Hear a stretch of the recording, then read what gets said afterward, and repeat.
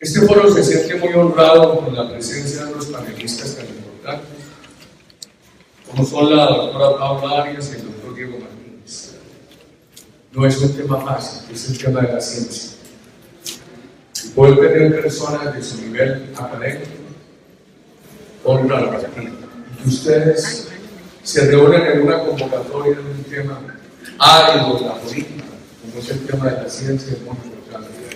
Doctora Paula, doctor Diego, muchas gracias. Algunos comentarios, queridos amigos. Primero, nuestra gratitud a todos ustedes. Segundo, la paz. Tercero, la seguridad. Nosotros, como dijimos en el plebiscito, no somos enemigos de la paz. Propusimos siempre reformar los acuerdos. Hoy nos preocupa que la paz no entregó todos los niños. Eso es el narcotráfico de 42.000 hectáreas a 188.000. Entregó 8.114 armas y no hay desarme total. Y ahora viene un nuevo engaño, que es el engaño de la entrega de bienes registrado por el fiscal general de la Nación. ¿Qué pasa? Cuando a un grupo criminal se le perdona todo, se le perdonaron todos los delitos atroces, se le han dado todos los beneficios políticos que no se le deberían dar en una democracia a los responsables de delitos atroces, ellos sienten que tienen el seguro de la impunidad y eso los autoriza para seguir delinquiendo.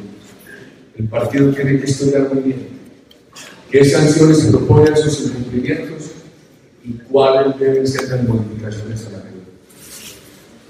Segundo, seguridad. Una queja general. Esta mañana me decían en Chinchiná sobre la extorsión en 3 veredas.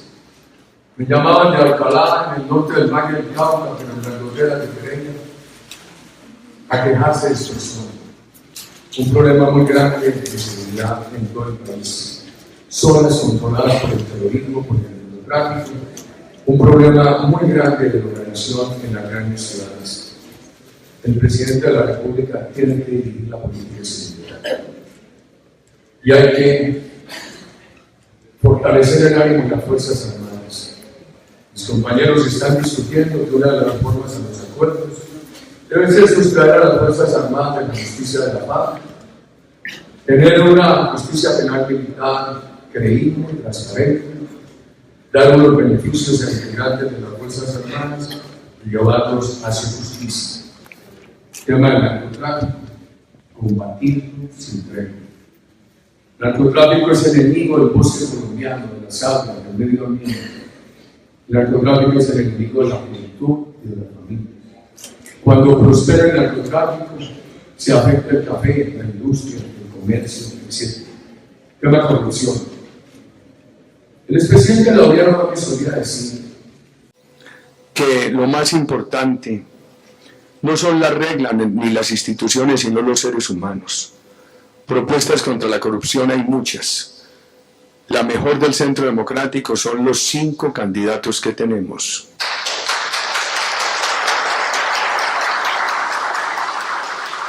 Iván Duque, María del Rosario Guerra, Carlos Holmes, el doctor Rafael Nieto y Paloma Valencia Lacerna. Personas con una gran trayectoria, estudiosas, firmes, absolutamente transparentes. Tienen ideas formidables en la lucha contra la corrupción. El muro de la infamia, que los gestores de gasto público su nombre se conozca, para evitar esa práctica de la mermelada que el gobierno asigna unos recursos discrecionales a uno u otro parlamentario, no revela los nombres de esos gestores y muchos de esos dineros terminan en la corrupción. Si Álvaro Uribe gestiona unas viviendas para Buenaventura, y aquí está la doctora Quiñones, anterior gerente de la Cámara de Comercio de Buenaventura, y ese dinero se obtiene y las cosas se hacen bien, ¿por qué voy a temer que mi nombre se revele como gestor de esos recursos? Propuestas hay muchas, lo más importante es la consistencia moral de nuestros candidatos. Tema economía. La economía colombiana empieza a presentar unos problemas tan graves como los que manifestaban las empresas de Venezuela en el 4º año de Chávez. Lo que pasa es que había una gran entrada de dólares por producto de la venta del petróleo. Entonces tapaban las deficiencias productivas. No se producía maíz, importe. Se acaba la producción de leche, importe. Cerraban fábricas de confecciones, importe. Y eso lo taparon durante mucho tiempo con importaciones. Y ya, cuando no tienen 60.000 millones de dólares para importar, sino 10.000, se siente el desabastecimiento. Nosotros vemos en Colombia mal a las empresas y mal a los sectores pobres y trabajadores. Por eso el Centro Democrático, que en sus principios cree en un tema fundamental, la mutua relación, la relación de implicación en ambos sentidos entre la empresa privada y la política social, el Centro Democrático viene estudiando una serie de normas para favorecer a las empresas y a los sectores pobres y trabajadores. Bajen los impuestos. Este país convirtieron la economía en la cuarta economía con mayores impuestos del mundo. Ustedes, los empresarios, lo sienten, como consumidores lo sienten con el IVA, y ustedes como personas que tienen que pagar el predial lo sienten. El tema del predial no se ha querido hablar en la discusión pública colombiana, hay que hablarlo. En los últimos años el predial se aumentó 496%.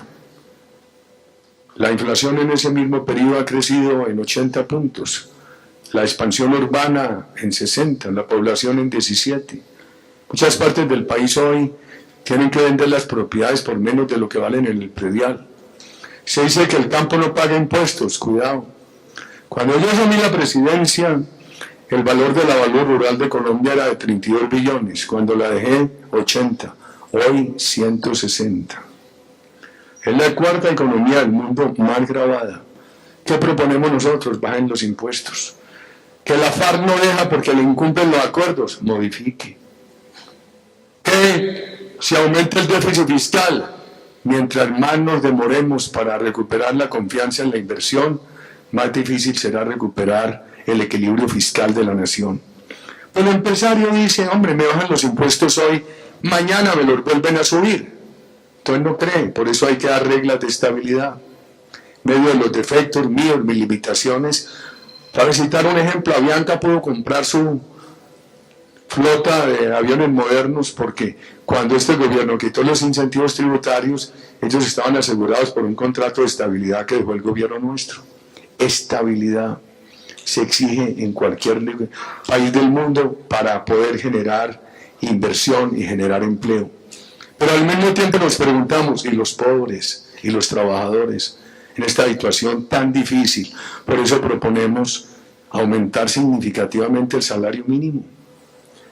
Mire, ¿en qué contexto? No es una medida aislada, es una medida que va en este contexto. Baje los impuestos. Una congelación bastante importante del predial. La regla de estabilidad y en el mismo momento que eso se apruebe, un aumento significativo del salario mínimo. Alguien me dice, pero es que muchos colombianos no ganan de acuerdo con el salario mínimo, pero es referencia. Un trabajador que trabaja a mediodía no le pagan el salario mínimo, pero le pagan lo proporcional. El salario mínimo es un jalonador de la remuneración en Colombia, es un factor de referencia. Yo tengo fe en que una propuesta sea así. Ahora, mis compañeros todos hablan. Hombre, el uno dice, quite requisitos, el otro dice, ponga la ventanilla única para agilizar el proceso de formación de empresas, el otro dice asociatividad, que el pequeño campesino se asocie con el empresarismo agropecuario para que lo jalone. Todo eso está bien, pero necesita una economía muy dinámica en las empresas y con una recuperada capacidad de consumo en los trabajadores. Que los cafeteros ayúdenles. ¿Y qué problema tan grave, Jorge Eduardo? 59 años de edad promedio, sin expectativas de pensionamiento. Ahí estamos estudiando bien ese tema, queridos ciudadanos. Tema corrupción, tema economía, tema FARC, tema seguridad, tema justicia. Paloma presentó en el 2014 una propuesta bien importante. Cuando yo era joven, los colombianos a uno le preguntaban quién es el presidente de la Corte Suprema. Y muchos colombianos repetíamos, Humberto Barrera Domínguez. ¿Quién es el magistrado que más sabe de derecho civil? Horacio Montoya Gil. ¿Te recuerda, Marco? Y eso se ha venido deteriorando. Yo creo en una justicia visible, que el país se sienta orgulloso de sus magistrados. Por eso hemos propuesto una sola corte. Paloma insistió mucho en 2014 que el origen de esos magistrados sea de méritos, no una cosa de formación política, ¿cómo es que? De cooptación política. Yo no voy a hablar de lo que me pasó a mí en el gobierno, pero sí me duele mucho que los que aparecen hoy vinculados a esa corrupción son los mismos magistrados que condenaron a mis compañeros. No bueno eso. No bueno eso. El país tiene que hacer la gran reforma. Yo creo que, y le propongo a los candidatos que estudien una sola corte de magistrados que lleguen a los 50, 60 años y que lleguen después de una larga vida en la judicatura o en la academia, que no lleguen allí para utilizar la justicia como trampolín, sino para servir bien a Colombia, y así sucesivamente. Es bien importante el tema de la salud. Dice, esa es salud, no hombre, eso es la ley 100 de ese paramilitar de Uribe, la ley 100 de paramilitar de Uribe. La ley 100 es muy vieja, y en su momento esa ley permitió el aseguramiento universal de los colombianos, y permitió que los pobres llegaran a las clínicas de los ricos. Ha habido unos problemas. Empecemos por corrupción. Este gobierno le entregó a los políticos y les permitió que se robaran a Caprecom, que era del Estado. Y les entregó la liquidación de Saludcop y se la robaron. Y hay 80 contratos, 100 contratos de la liquidación en la Fiscalía y se la robaron. Y han florecido EPS y clínicas piratas. Eso no puede ser. Y mientras en los Estados Unidos, para atender un plan importante de salud, se gastan $9.000, aquí 520, en Alemania 4.000 euros. Este es un tema que necesita una solución integral. Yo no creo que la solución sea el monopolio del seguro social, ni tampoco acabar la división entre aseguramiento y prestación de servicios. Hay cosas para hacer. Yo recuerdo que Eduardo Castrillón recordará que en los consejos comunitarios aquí, Jamer Maya, que siempre asistían, se resolvió el problema del Hospital San Jorge en el gobierno nuestro y se creó un sistema de coadministración con los trabajadores y eso funcionó. Y en Popayán, Paloma tiene también denuncias de un hospital del Tolima que tiene 200 empleados y un solo médico. Ustedes se imaginan. Nosotros estamos en una lucha y presentamos otro proyecto de ley ahora para que haya transparencia y que en el portal de contratación del Estado aparezcan todos los acuerdos del sector salud. Que esta EPS le compró esta máquina a este hospital, a ver por cuánto, que se compare cómo está en el mercado, etcétera, para evitar abusos. En fin, soluciones mágicas no hay, pero hay toda la buena voluntad. Risaralda, la verdad es que les tengo que decir esto y voy a hablar en primera persona. Yo no tengo sino cariño por ustedes. Mi larga carrera política me convirtió el interés político. Como dijera Alberto Lleras, llega un momento en que la vida sabiamente se encarga de marchitar las vanidades. Mi interés político en el curso de los años con ustedes se convirtió en un vínculo afectivo. Si yo pudiera hacer algo por Risaralda, sería muy poco frente a la gratitud que les debo. Y estoy preocupado. Cada semana veía la carretera al mar, casi lo mismo. Había unos avancitos por Santa Cecilia hacia Las Ánimas, de lo que yo dejé totalmente paralizado, lo del centro del Chocó a Nuquí. El tren sigue siendo una quimera, como era hace 7, 8 años. Confío que haya un gobierno comprometido con ustedes. El mayor problema del país, en mi concepto, el déficit de confianza. ¿Cómo hay que reconstruirla? Un diálogo muy sincero, con gente buena. Estos candidatos nuestros en este diálogo por todo el país son reconstructores de confianza. Eligen a uno de ellos. Yo creo que ese grupo de candidatos que vamos a escuchar, puede haber ahí varios presidentes de Colombia. Cuidado. Hay que cuidar mucho eso. Tienen la edad, la preparación, la consistencia moral para que haya varios presidentes de Colombia. Uno de ellos llega a la presidencia. A mí me reclaman por toda parte. Entonces, ahora ve, es que Santos le quedó mal a los profesores. Es que Santos prometió que quitaba el robo de las horas extras suyos. Yo no me robé horas extras. Simplemente en una situación tan difícil que había en el 2002, dijimos que los recargos tenían que empezar a las 10 de la noche. Eso permitió mucho hotel, aquí sí que lo han vivido, y mucho restaurante, y mucha clínica, y mucho gran almacén, resolver un poco de problemas de empleos. Y Santos les quedó mal.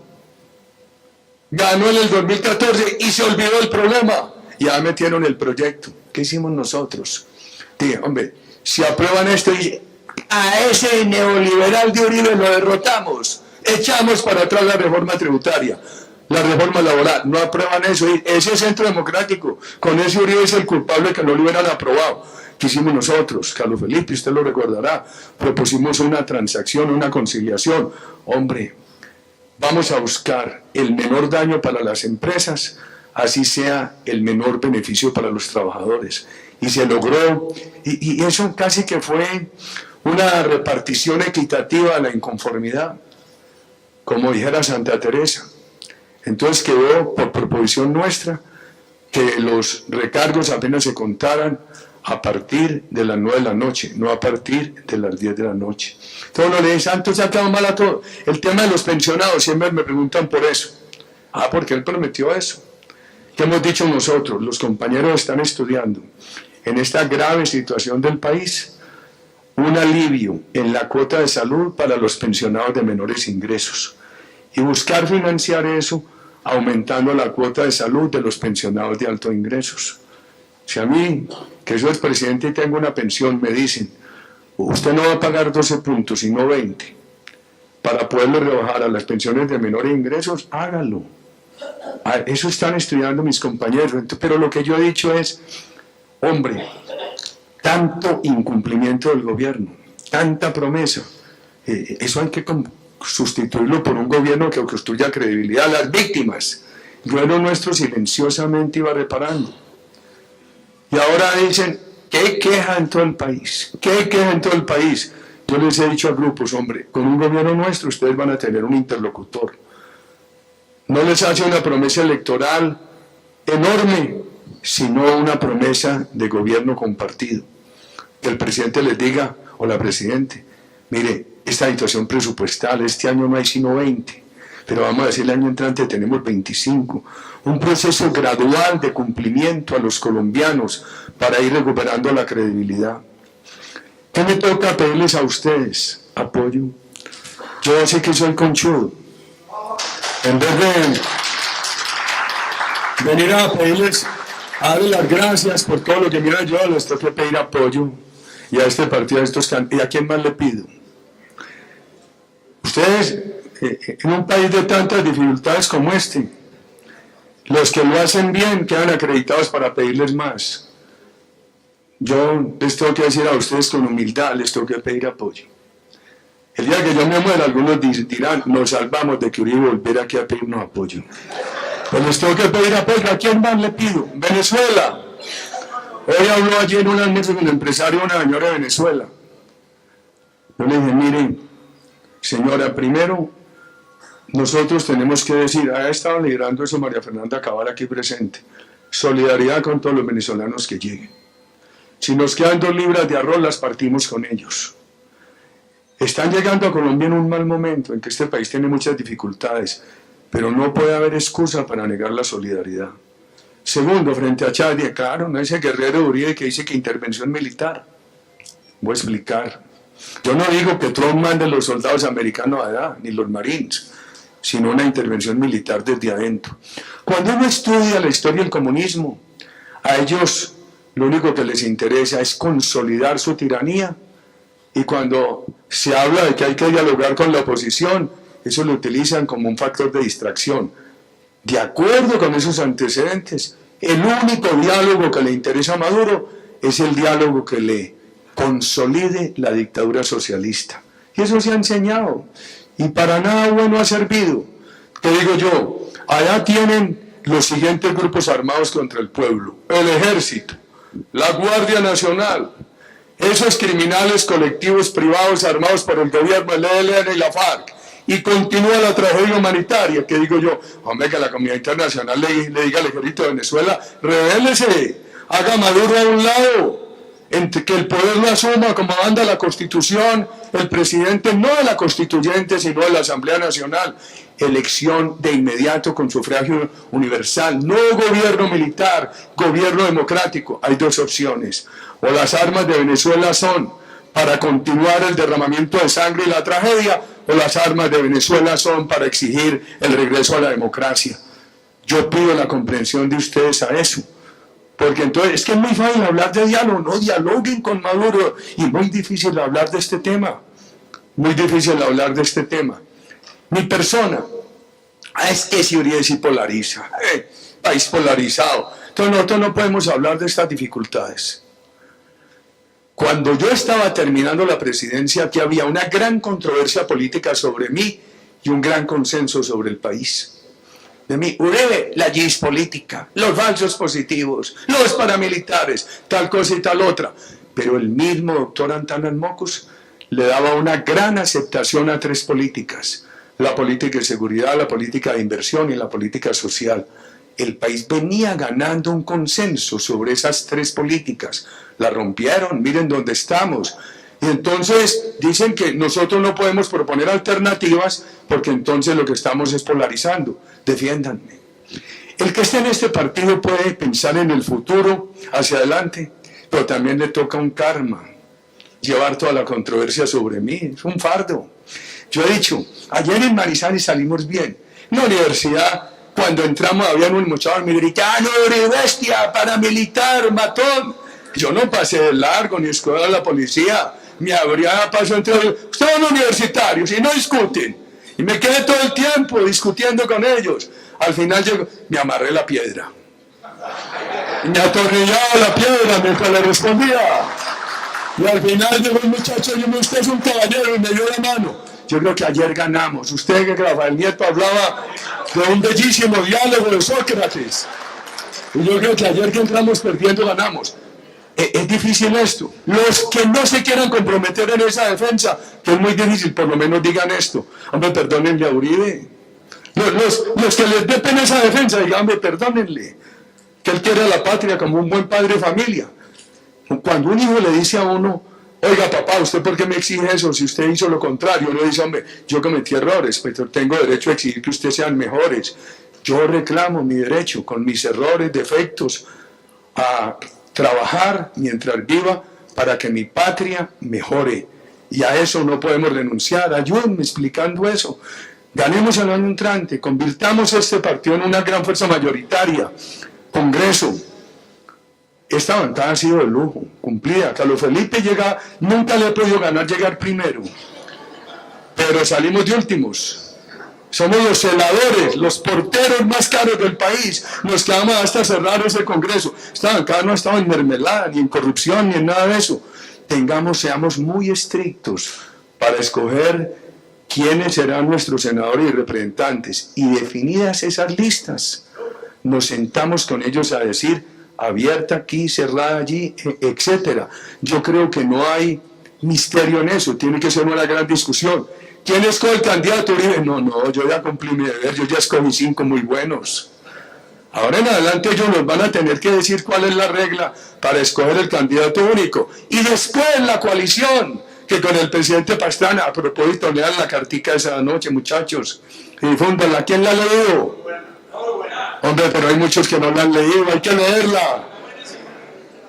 Hay que leer la cartica de anoche que mandamos con el presidente Pastrana y avanzar en esa coalición con Marta Lucía Ramírez, con el doctor Alejandro Ordóñez, con Angelino. A mí dicen, es que Angelino es de izquierda democrática y piensa diferente de Uribe. Angelino es un gran tipo, cristiano, buena persona, transparente. Cualquier tema en que tengamos diferencias se puede discutir con los grupos cristianos en esa coalición, con las víctimas de la FARC, con los laicos católicos activos en política. Ciencia, difícil tema. Los americanos creyeron que la ciencia había que hacerla solo en la universidad y perdieron 2 décadas. y eso no benefició a las empresas. Y entonces salieron los universitarios y le vendieron esas patentes a los japoneses y a los europeos y a los asiáticos, y le descontaron ventaja a Estados Unidos. Los japoneses estuvieron durante mucho tiempo plagiando tecnología y agregando algún valor científico en la empresa, y se quedaron rezagadas las universidades. Aquí vamos a tener unos panelistas muy importantes en este difícil tema, conectado con la educación, con lo que tenemos que hacer para que este país, por la vía de la competitividad, gane ingresos, haga equidad social y resuelva el problema del desempleo juvenil. Ténganlo en mente, qué reto ese. Y este país con pocos recursos ha hecho muy buena ciencia. La investigación de Cenicafé, de Cenicalle, la investigación contra las plagas del cacao, la investigación en materia de trasplantes, etc. Lo que no podemos es seguir quitándole la platica a la ciencia para dársela a la FARC. Entonces, muchas gracias y escuchemos a nuestros panelistas.